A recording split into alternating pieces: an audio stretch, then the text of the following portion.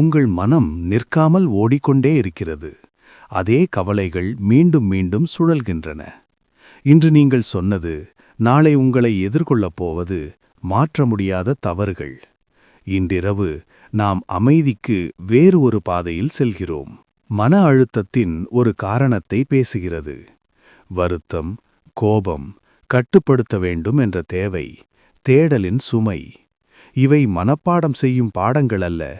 மன அழுத்தம் உங்கள் மனதில் மூடிய கதவுகளை அமைதியாக திறக்கும் சாவிகள். படுத்துக்கொள்ளுங்கள், வசதியாக இருங்கள்.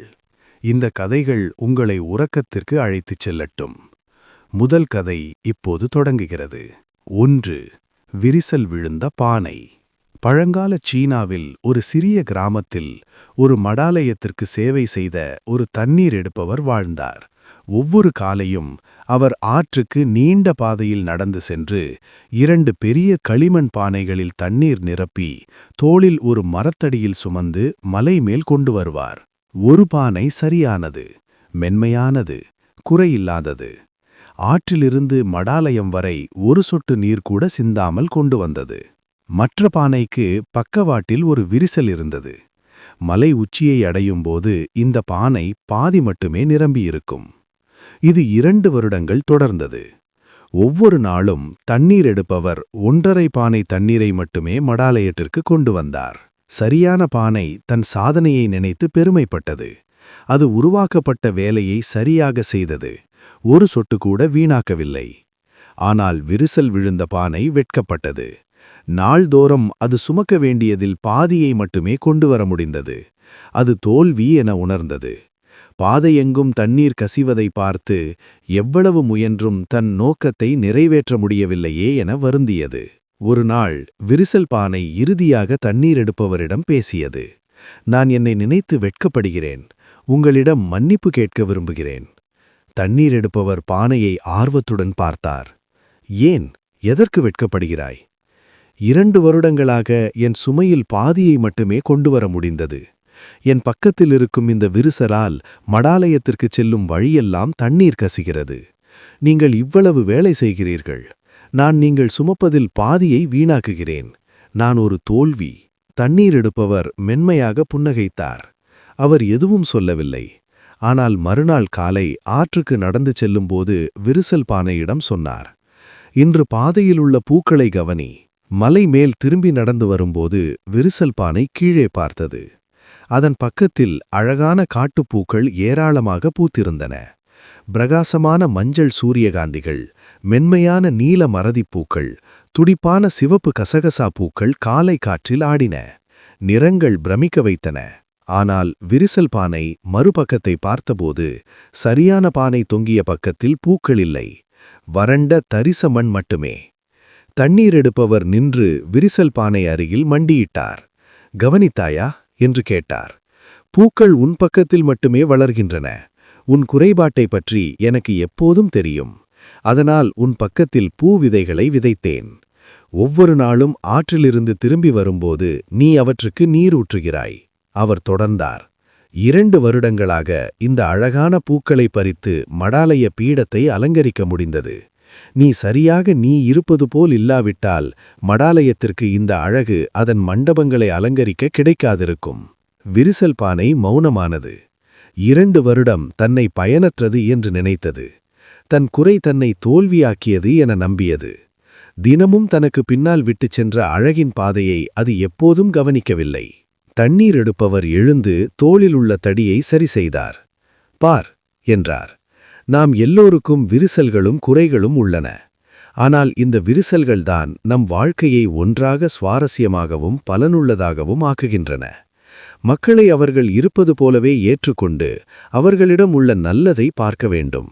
அந்த நாளிலிருந்து விரிசல் பானை இனி வெட்கப்படவில்லை. அதன் பக்கத்திலிருந்து தண்ணீர் கசிந்தபோது அது அழகை உருவாக்குகிறது என்று அறிந்தது.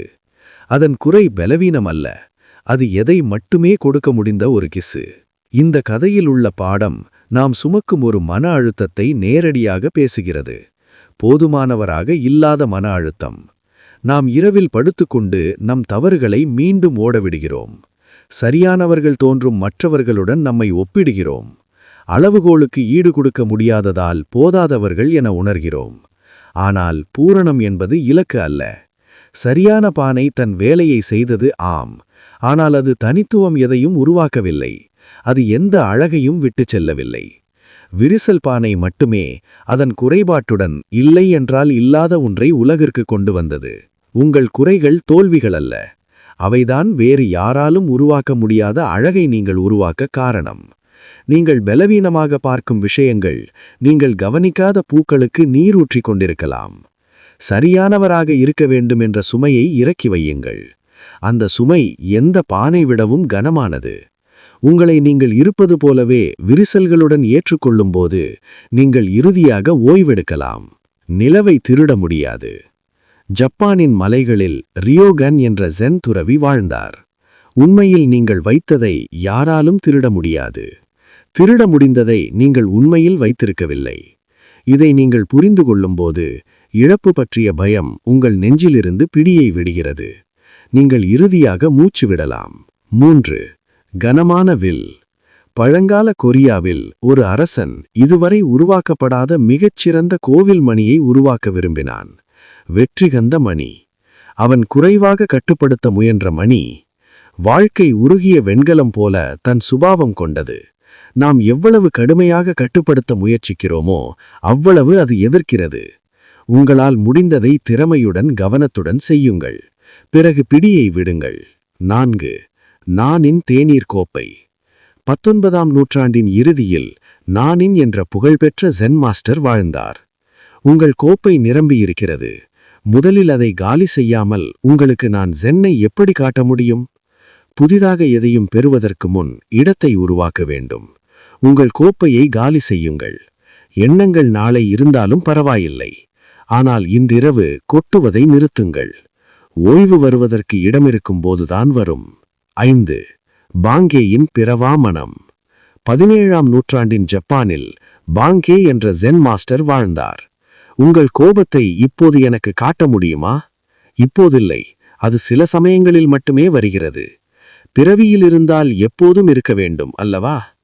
கோபம், பதற்றம், பொறாமை இவை நீங்கள் பிறந்த குறைபாடுகள் அல்ல. இவை மனப்பழக்கங்கள். நீங்கள் கண்ணாடி. கோபம் வெறும் கடந்து செல்லும் நிறம். நீங்கள் அதை எடுத்து சுமப்பதில்லை. 6. ஹகுயினின் புகழ். ஒரு சிறிய ஜப்பானிய கிராமத்தில் ஹகுயின் என்ற ஜென் மாஸ்டர் வாழ்ந்தார். அவர் மீது பொய்க்குற்றம் சுமத்தப்பட்டு குழந்தையும் அவரிடம் கொடுத்தார்கள். அவர் சொன்னது அப்படியா என்பது மட்டுமே. உண்மை வெளிவந்து குழந்தையை திருப்பிக் கொடுத்த போதும் அப்படியா என்று சொன்னார். உங்கள் புகழ் நீங்கள் யார் என்பதல்ல. அது மற்றவர்கள் உங்களை பற்றி தற்போது நம்புவது மட்டுமே. மற்றவர்கள் என்ன நினைக்கிறார்கள் என்பதை நிர்வகிக்கும் முயற்சியை நிறுத்தும்போது ஒரு பெரும் சுமை இறங்குகிறது. 7. மாஸ்டரும் கொல்லையினும். நிலப்பிரபுத்துவ ஜப்பானின் மலைகளில் ஷிச்சிரி கோஜன் என்ற ஜென் மாஸ்டர் வாழ்ந்தார். கொல்ல வந்த கொல்லையனிடம், நான் முக்கியமான ஒன்றில் இருக்கிறேன், 15 நிமிடம் வைத்திருங்கள் என்றார். மரணத்தை பற்றிய பயத்தில் பெரும்பாலும் உண்மையில் வாழாத வாழ்க்கையை பற்றிய பயம்தான். எவ்வளவு கணமும் முழுமையாக வாழும்போது மரணம் உங்கள் மீதுள்ள பிடியை விடுகிறது. கதை 8. ஒரு கையின் ஓசை. ஜப்பானில் ஒரு மடாலயத்தில் டோயோ என்ற 12 வயது இளம் துறவி வாழ்ந்தார். 2 கைகள் தட்டும்போது ஓசை வரும். இப்போது ஒரு கையின் ஓசையை காட்டு. 1 வருடம் தேடிய பிறகு தேடுவதை நிறுத்திய கணத்தில் புரிந்தது, சில பிரச்சனைகளை சிந்தனையால் மட்டும் தீர்க்க முடியாது. தேடுதலே தடையாக இருக்கும்போது தேடுவதை நிறுத்திய பிறகுதான் பதில் வெளிப்படும். 9. ஸ்வர்க்கத்தின் வாயில்கள். நிலப்பிரபுத்துவ ஜப்பானில் நோபுஷிகே என்ற கடும் சாமுராய் வீரன் வாழ்ந்தான். துறவி, ஸ்வர்க்கமும் நரகமும் இருக்கிறதா என்று கேட்டான். ஹகுயின் அவனை அவமதித்தார். சாமுராய் கோபத்தில் வாளை உரந்தபோது, இதோ நரகத்தின் வாயில்கள் திறக்கின்றன என்றார். அவன் நிறுத்தி மண்டியிட்டபோது, இதோ ஸ்வர்க்கத்தின் வாயில்கள் திறக்கின்றன என்றார். ஸ்வர்க்கமும் நரகமும் மரணத்திற்கு பிறகு காத்திருக்கும் இடங்கள் அல்ல. அவை நீங்கள் கணத்து கணம் உருவாக்கும் மனநிலைகள். வாயில்களை நீங்களே உங்கள் எண்ணங்களால் திறக்கிறீர்கள். 10. டோகனின் ஷின்ஜின் தாட்சுராக்கு. 13ஆம் நூற்றாண்டின் தொடக்கத்தில் டோகன் என்ற ஒரு இளம் துறவி வாழ்ந்தார். எல்லா உயிர்களும் ஏற்கனவே புத்த இயல்பு கொண்டிருந்தால் ஏன் இவ்வளவு கடுமையாக பயிற்சி செய்ய வேண்டும் என்ற கேள்வி அவரை வாட்டியது. சீனாவில் ரூஜிங் மாஸ்டரின் கூச்சல் ஜாசன் என்பது ஷின்ஜின் தாட்சுராக்கு, உடலையும் மனதையும் துறந்து விடுவது என்ற கேட்ட கணத்தில் கேள்வியே கரைந்தது. பயிற்சி என்பது ஞானத்திற்கான பாதை அல்ல, பயிற்சியே ஞானம்.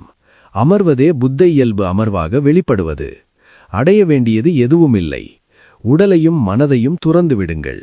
எஞ்சியிருப்பது எப்போதும் இங்கே இருந்த பூரணம். உடைந்த கிண்ணத்தில் பூரணத்தை கண்ட தேநீர் மாஸ்டர் முதல் மரணத்தை எதிர்கொண்டு பயமின்மையைக் கண்ட துறவி வரை நாம் ஏற்கனவே இருப்பதுதான் நாம் என்ற டோகனின் ஆழ்ந்த உணர்வு ஒவ்வொரு கதையும் கவலை, முயற்சி, வேறாக இருக்க வேண்டும் என்ற தேவையின் பிடியை விட அழைக்கிறது. இந்த பல நூற்றாண்டுகள் பழமையான ஆசிரியர்கள் நமக்கு அதே காலமற்ற ஞானத்தை வழங்குகிறார்கள். அமைதி என்பது நாளை அடைய வேண்டிய ஒன்றல்ல,